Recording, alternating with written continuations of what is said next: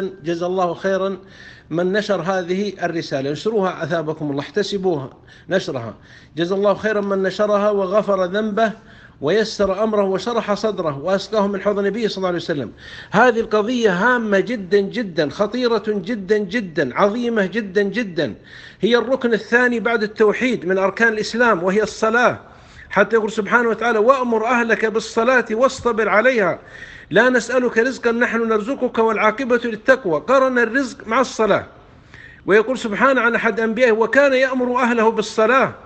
يقول سبحانه وتعالى: واستعينوا بالصبر والصلاة. الصلاة هي البرهان، هي النور، هي العاصمة، هي الحافظة. إن الصلاة تنهى عن الفحشاء والمنكر، هي قرة عين الرسول صلى الله عليه وسلم. قال: وجعلت قرة عيني في الصلاة.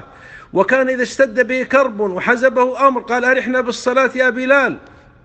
وفي سكرات الموت يقول عليه الصلاة والسلام: الله الله في الصلاة، الله الله في الصلاة. ويقول عليه الصلاة والسلام: العهد الذي بيننا وبينهم الصلاة، فمن تركها فقد كفر. وقال صلى الله عليه وسلم: بين المسلم والكافر ترك الصلاة.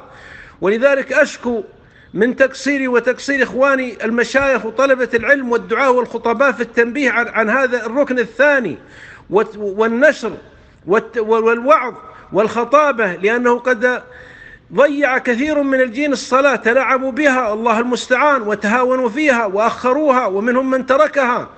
وإذا تركت الصلاة ترك الإسلام. فالله الله أن نعود جادين، وأن نتواصى، وأن نقوم على أنفسنا وعلى بيوتنا ونأمر أهلنا بالصلاة.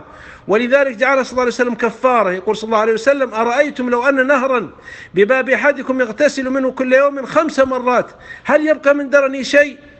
ووصفها صلى الله عليه وسلم بأنها الرباط.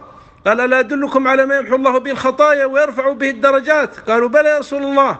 قال: إسباغ الوضوء على المكاره، وكثرة الخطى إلى المساجد، وانتظار الصلاة بعد الصلاة، فذلكم الرباط، فذلكم الرباط، فذلكم الرباط.